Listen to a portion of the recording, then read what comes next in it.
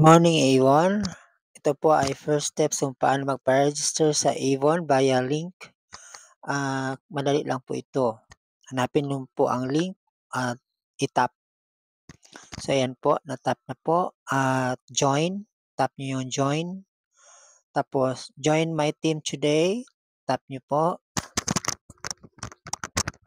Tapos, sulat niyo yung mga details niyo, pangalan, address, at contact number at email. Ito po ay sample lang po kaya yung nakapangalan dyan, iba. Yung date, kung kailan pinanganak. Ganyan yung format niya. Tap nyo lang po. Tapos, check nyo lang yung box. Tap continue. Para mabilisan.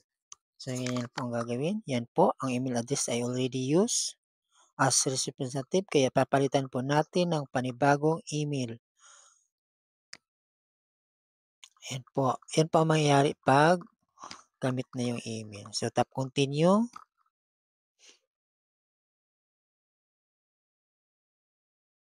Yan po, home address naman po kung anong nakapasulat sa iyong valid ID, yun po dapat ang ating isusulat para maging valid po yung registration natin. Di balik kung saan po kayo nakatira ngayon, basta yung address na nakasulat sa valid ID nyo po ay yun talaga po ang gagamitin ninyo sa pag-register sa Avon app. Pipili lang po kayo dyan kung marami pong nag-suggest. So, pipili kayo yung pinakalapit. Tapos, pwede nyo po i-edit yung province nyo kung mali po yung nasuggest. Yan. Kung wala po kayong road, enter yung ano po, street name, Purok po ang ilalagay. Tapos, yung home number, lagay nyo na po yung apelyido. So, since Latusa apelyido niya, nilagay ko po ay Latusa residence. So, submit.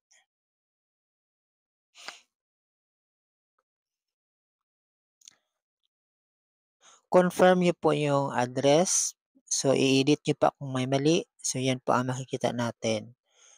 Tapos, kung wala na, submit to Avon. Yan po. Once na ganyan po ang lumalabas, ibig sabihin, papunta na po kayo sa email address na nilagay nyo po doon sa application. So, kailangan nyo pong buksan upang ma-confirm nyo po kung kayo po ay nag-register. So, yan po ang email natin. Pinakababa po na box na nakulay red, yun po ang pipindutin natin. Minsan nakalagay yung confirm registration. Yan. Confirm nyo po. Tap confirm para mabigyan po kayo agad ng representative number na siyang gagamitin sa pag-purchase, pagpunta sa Avon. Yan po. Ayan. Yan po, makikita nyo po. Tap nyo lang po yung dalawang box, checkan nyo po, tapos accept.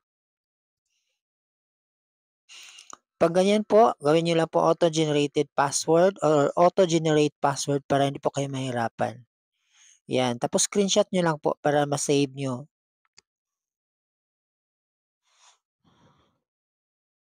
Yan, pag once na ganyan po, ibig sabihin na-register na po kayo. Congratulations. Yan po, pag register na po,